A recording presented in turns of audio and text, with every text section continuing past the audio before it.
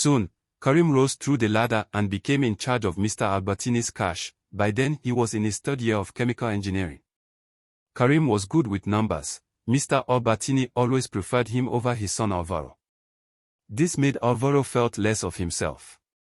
Kareem's brother called one evening to inform him their mother has been diagnosed with cancer.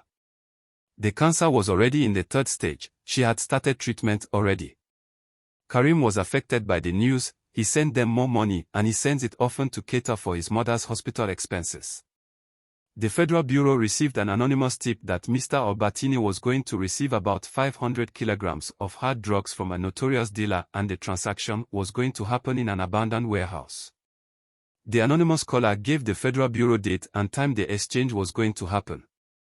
Alvaro informed his father he has a bad feeling about the exchange and feels the transaction might go south. He convinced his father to allow Kareem drive the car that contained the drugs and take the lead to the warehouse whilst they join him later. The Federal Bureau had already laid ambush waiting to apprehend Mr. Albertini this time.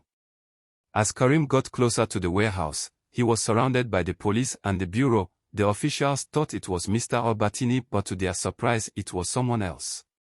Kareem was arrested immediately. Mr. Albertini was informed on phone by an officer he has on his payroll, so he hurriedly turned back home to avoid being apprehended. The sheriffs and Federal Bureau drove straight to Mr. Albertini's house with a search warrant, but they found nothing.